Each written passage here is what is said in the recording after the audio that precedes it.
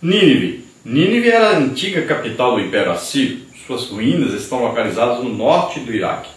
É uma das cidades pós-diluvianas fundada por Nimrod, descendente de Cuxi, por volta de 4.500 a.C., tornando-se proeminente antes de 2000 a.C.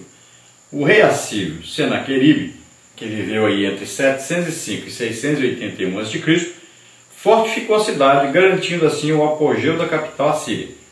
O Senhor refere-se a ela como a grande cidade. A crueldade do povo ninivita era indescritível, e essa foi a fama que os acompanhou durante toda a história. Então você vê no mapa aí a cidade de Nínive, que era aí a capital da Síria. E essa cidade foi fundada então por Nimrod. Lá em Gênesis você vê falar sobre isso, tá? No ano de mais ou menos 4.500 a.C. E essa cidade se tornou famosa, principalmente por causa das muralhas construídas, grandes muralhas, com muitas torres. Uma cidade que se tornou muito grande, muito bem fortificada e que se dizia aí intransponível, indestrutível. E nós vemos aí no livro de Jonas que uma cidade muito grande, porque precisava de 3 dias para percorrer toda essa cidade. Então provavelmente ela tinha aí aproximadamente 40 quilômetros de extensão. Então veja bem, uma grande cidade realmente. E ela então guardava um exército poderoso, um exército cruel, violento, que além de matar as pessoas, eles traziam prisioneiros e faziam todo tipo de covardia, de tortura com esses prisioneiros, até pendurar suas peles nos muros e em toda parte. A estrutura do livro. O livro da visão de Naum consiste em 3 breves capítulos. O capítulo 1 divide-se em 2 partes principais. A primeira é um salmo de louvor a Jeová. A segunda, num estilo poético, anuncia o castigo dos seus inimigos. Sendo que o versículo 15 é parte do capítulo 2 na Bíblia hebraica. O segundo capítulo anuncia o assédio e a destruição de Nínive. E o terceiro, o boletim de ocorrência dos motivos de sua queda. Então o livro de Naum tem aí 3 capítulos. O capítulo 1, ele tem aí 2 divisões. Primeiro começa aí com o salmo de adoração e louvor a Deus, e depois fala sobre a destruição de Nínive. No capítulo 2 fala sobre o assédio e destruição, a invasão de Nínive.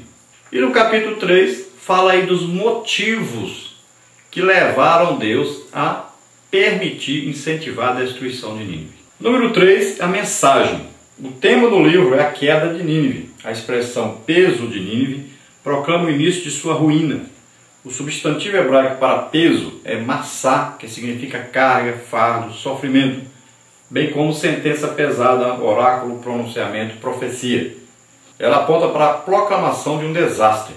Então a mensagem do livro de Naum é o juízo de Deus contra Nínive. Então quando fala assim peso, quer dizer sofrimento que vai ser imposto, né? Significa uma carga pesada que vai ser imposta sobre aquela nação. Significa mesmo um juízo de Deus que vai ser imposto sobre aquele povo, sobre aquela nação. Parte 2, tolerância e vindicação. Nós vamos ter aí tópico 1, vingança, tópico 2, longanimidade, tópico 3, o poder de Deus. Tópico 1, vingança. A mensagem de Naum é o juízo divino sobre Nínive. Aqui sobressaem os atributos divinos pertinentes ao tema. O verbo hebraico, nagan, vingar-se, tomar vingança, aparece 3 vezes só neste versículo e precisa ser devidamente compreendido. Vingança é o castigo imposto por dano ou ofensa. Diz respeito a infratores contumazes da lei divina, visto que a vingança pertence a Deus. Contra eles está o justo juízo de toda a terra. Então aqui, quando se fala em juízo, aqui se fala em vingança de Deus, então se fala que Deus é justo e ele castiga o pecado, onde quer que ele esteja.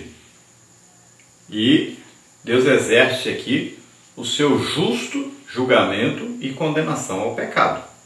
Somente a Deus pertence então esse juízo, essa vingança. Sempre devemos nos lembrar disso. deixe que o Senhor se vingue. Você nunca deve levar a vingança a alguém. Se você foi maltratado, perseguido, a Bíblia diz: ore pelos seus inimigos, abençoe os seus inimigos. E Deus diz: a mim pertence a vingança. Então, se Deus quer levar juízo a alguém ou a uma nação, então Ele pode. Assim como Deus é o autor da vida e só Ele tem direito de tirar a vida de alguém, assim também o castigo, o juízo, né, exercido por Deus, é só Ele que tem direito a fazer isso. A vingança pertence a Ele. Longanimidade. Deus é compassivo e tardio em irar-se, pois a longanimidade divina espera o arrependimento do pecador. Veja Romanos 2, de 4 a 6. Todavia, isso não é sinônimo de impunidade, pois a justiça do Eterno não permite tomar o culpado por inocente. Uma vez que Nínive persistiu em sua maldade e a Síria construiu seu império pela violência e desrespeito aos direitos humanos, massacrando muitos povos, dentre eles os de Judá e os de Israel, agora essas mesmas nações se alegrarão com a queda e a humilhação da cidade maléfica. Então, o que acontecia é que os povos achavam que a longanimidade de Deus permitiria que eles continuassem pecando por toda a sua existência. E não é bem assim. Sodoma e Gomorra experimentou o juízo de Deus, não é? E agora a cidade de Nínive, sabemos que a Babilônia também experimentou. Então, muitas nações experimentaram, como nós já estudamos aí, né? Os descendentes de Esaú também, né? Experimentaram o juízo de Deus. Então Deus, Ele envia a oportunidade para arrependimento. Agora, se a pessoa persiste, se aquele povo persiste em pecar, então estão sujeitos agora à ira de Deus, à vingança de Deus, ao juízo de Deus sobre eles. E é o que aconteceu com Nínive. Eles deveriam ter permanecido no temor do Senhor, mas se tornaram piores ainda do que os seus pais. Então a longanimidade de Deus não é sinônimo então de impunidade contra o pecado. Então Deus retardou o juízo, mas não deixou de exercer o juízo. O poder de Deus, as descrições poéticas dos atributos divinos, estão ligadas ao poder e à majestade de Deus. O profeta declara que o Senhor tem o seu caminho na tormenta e na tempestade. Em linguagem metafórica, o poder, a grandeza e a majestade do Senhor são descritos através da força da natureza. Essas descrições mostram que a espera do Eterno em punir os ninivitas não se deu por falta de poder, mas por causa da sua longanimidade. Então veja que Deus não demorou a trazer o juízo. E Ele não é por falta de poder de Deus também que o juízo não veio. O juízo não veio por causa da longanimidade de Deus. Deus é misericordioso, cheio de amor. E Ele queria que aquele povo se arrependesse, queria que aquele povo ouvisse dos seus antepassados, né, a história deles, como é que foi, como é que eles eram antes, como é que houve aí uma pregação de um profeta de Deus, o juízo de Deus viria sobre eles, mas não veio porque eles se arrependeram. Então Deus deu tempo a eles, para que eles se arrependessem, para que eles mudassem, para que eles tomassem uma atitude, né, de não massacrar os povos, não viver na idolatria, na violência, mas eles não atentaram para a sua própria história. E Deus então vem com o juízo sobre eles. E Deus usa contra eles então a própria natureza, pelo que tudo indica aí, as águas que foram represadas, as águas que corriam, um rio que corria para dentro de Nínive, que abastecia a cidade de Nínive, foram represadas essas águas, e as próprias águas serviram então de arma contra Nínive. Não sabemos se foram os exércitos inimigos que fizeram isso, ou se o próprio Deus é que fez isso, represou as águas e soltou as águas contra Nínive. Ou uma terceira hipótese que pode ser a mais correta. Deus deu a inteligência então aos babilônios, aos medos ali, né, reunidos, aqueles exércitos, todos os inimigos se reuniram para invadir Nínive. Então Ele deu a ideia para eles para represar as águas.